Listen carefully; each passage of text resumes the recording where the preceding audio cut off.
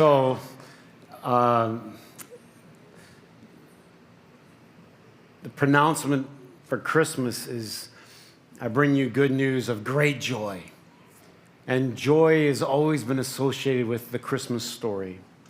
And I was thinking about it this week as we were preparing, and I thought, why is it that if Jesus came 2,000 years ago to bring joy to the world, that there's still some really cranky people out there? And I started doing research on it because I just got interested in it. If you know what I'm talking about, like there's some really, really upset people in the world, and it ranges. It's the downright angry. You know what I mean? Like if you're at a stoplight, and you aren't like eye on the prize, 1 foot on the gas and the brake at the same time, ready. And some people want you to be looking at the light this way, because you can see a little glow. It's getting ready it's going to turn red on that side. And so, they want you to hammer it when does anybody know what I'm talking about? And I know there's the nice tap, like beep, beep, hey brother, it is green at this time. And we all have places to go, right? That tap, but you know the one I'm talking about. The double hammer, you know what I mean? And people can be unbelievably angry, and then it's not just anger, but sad. And I think we all go through really sad things, don't we?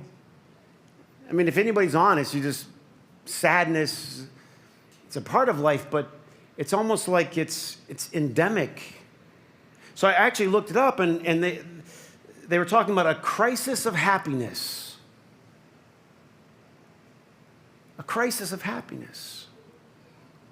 With, like if you were to put our society on a graph of, the amount of money and things and opportunities and everything compared to all of human history, we would be the Mount Everest of opportunity and economy.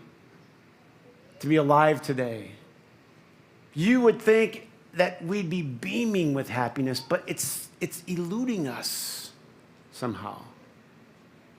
There's a really interesting story in Ecclesiastes, and the writer is this wealthy, we'll call him uber wealthy individual, King Solomon.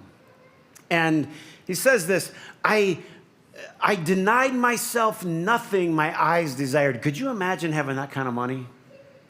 I denied myself nothing my eyes desired. Like, I can't even do that in the atrium with the cookies. You know what I mean? Like, if I have to deny myself all the time. Anybody with me? But for economic reasons, he had there was nothing that he had to say no to. Now, if you and I believed what we're being told all the time, then certainly that would be the happiest person in the world, because if he saw something that he wanted, he would buy it or take it. And he talked about he had houses and lands, and he had a harem of women. He had everything that anything you could conceive of. And this is what he said, and yet when I had it all, when I surveyed it all, it was meaningless. Meaningless. He said I was like chasing the wind. How is it that happiness eludes us so much? I got to thinking about it, and I do a lot of weddings, and so oftentimes I'm trying to find some simple way to convey something to this couple who are staring at each other and not really listening to me anyway, truth be told, but I try to leave them with something. And so I came up with a little acronym that I thought maybe would stick, and maybe they'd think about it later on or whatever, because, no one's listening. But I said, think of happiness in your relationship with this little simple acronym. And so I did it this past fall. We were over in Heartland, and I shared the acronym, JOY, Jesus first, put Jesus first. O, put the other person second. And then Y, put yourself third. So J, Jesus, O, put the other person second, and Y, put yourself third. And so after I did the wedding, one of the family members came up to me and said, I think my husband's dyslexic because for him it's always yo, yo.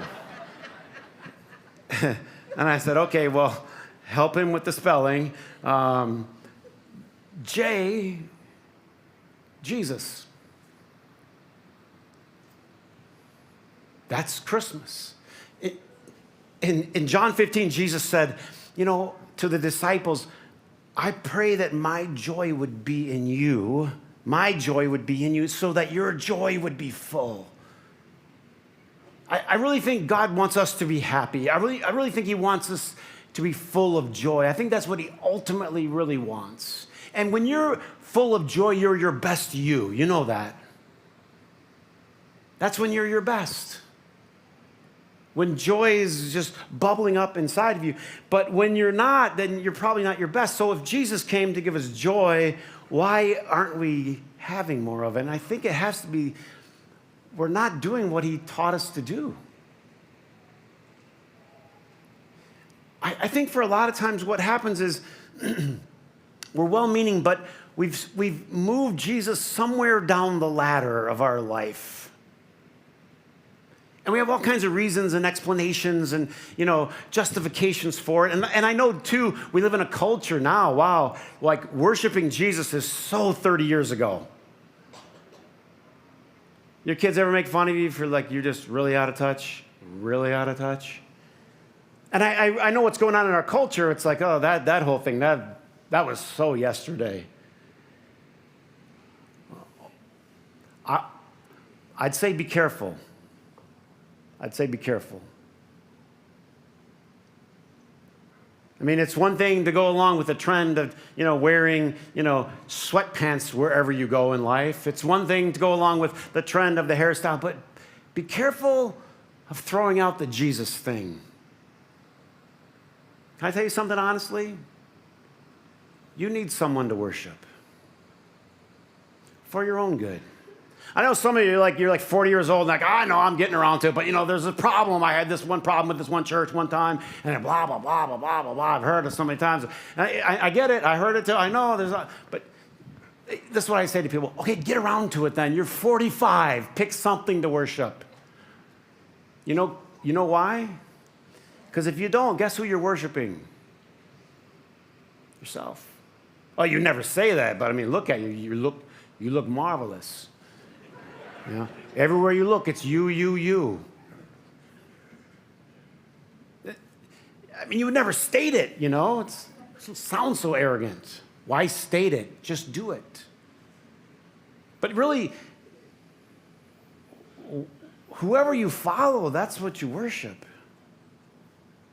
And if you're the one that makes all the rules all the time and all the decisions, then you're the one that you worship.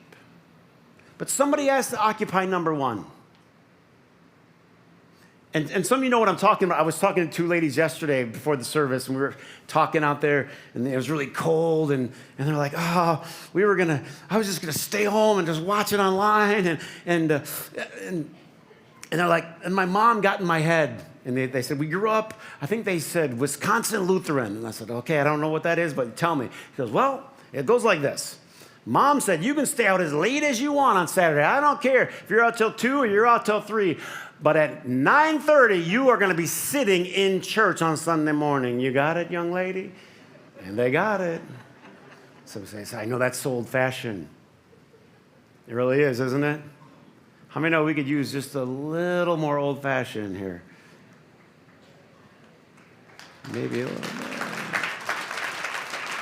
No, because kids should just pick whatever they want. No, they shouldn't. How many know kids pick a lot of stupid things? Huh? How many know they do?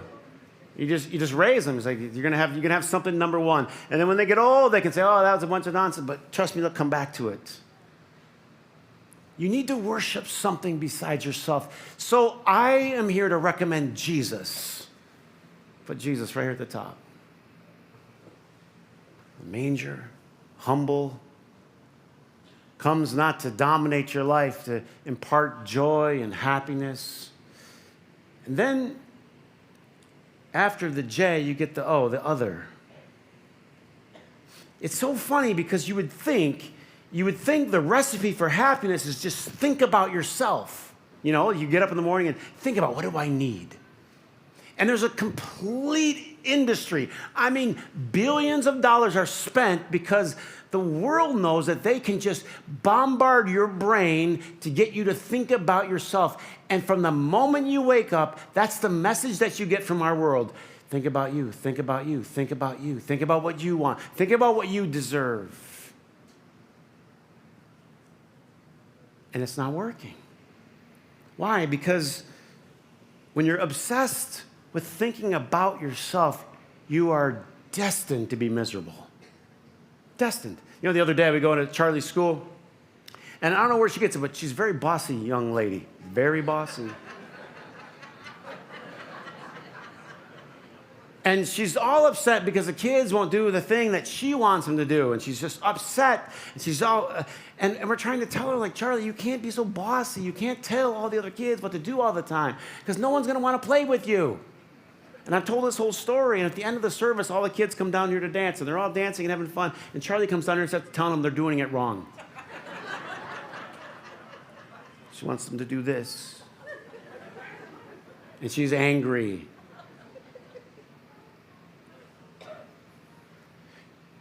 You want to be happy? Do you want joy? You can't be, if you're focused on yourself, you can't be. It's a guaranteed recipe for misery. Why? Because no one's ever going to live up to your expectations of how perfect everything's supposed to be. You're going to be constantly disappointed, constantly frustrated, because your focus is on the wrong person. You got to put yourself back here a little bit. What Jesus said was this. He said, the last will be first, and the first will be last. If you keep putting yourself first, you're going to find yourself woefully frustrated. You ever found this to be true in your life? You went into a certain event, whether it was a work event or a family event or whatever it was, and you had all these expectations about how amazing it was going to be, only to be disappointed on every turn. This didn't work out right, and I thought we were going to do this, and then this guy was late, and this, man, what a jerk Uncle Joe is, and da-da-da. And, you know, right? If you just decide, you know what? Put others first. Let's hope they have a good experience. Jesus had this amazing way of bringing joy. I used to work with students, and we would do these trips, and so we had all kinds of trips. We'd go, we'd go to Cedar Point every year. Cedar Point was always a disaster. Why was it? It's because there was no purpose in Cedar Point. We go to Cedar Point for one reason. What? To have fun. You know what? If your goal in life is to have fun, you are screwed. That's your goal. Because every turn, you're going to not have fun. And they would come to me and they go, Pastor Chris, so-and-so sat by my girlfriend, and I think she likes him now. And I'm like, oh, my God. Does anybody know what I'm talking about? Like 13 hours of this. Get on the bus. Get on the bus. And we do this other trip every year. We'd go. We used to go to the inner city, Detroit, but we'd have this special trip every year. I take these guys, work the inner city, one of the poorest neighborhoods in Chicago. I remember this. And I'd sit all the kids down. And I'd make the parents come to the meeting. I call it the meeting. We had a lobby right here, just like the atrium, and sit them all down. I said, all right, everybody sit down, sit down. Parents, you stand in the back. Stand up straight, sir. Look at me. Look here. Look at me. I don't care if you have fun at all. I hope you don't have any fun. I hope most of you go home right now before we even leave. So that's it. It was roughly about what I said. I mean, I made it crystal clear. I don't want to hear about it. I don't want to hear if you aren't having fun. Are you ready? I don't care. Here's one person that doesn't care if you're having fun. I don't care if you sit by your girlfriend. I don't care if your girlfriend dumps you half the way there. The purpose of this particular trip is to serve those in need. That's the purpose. If you aren't here for that purpose, go home with mom. I don't ever want to hear about it the rest of the trip. I mean, I was mean. They always stayed, all of them. I couldn't talk any of them to leave. Let's go.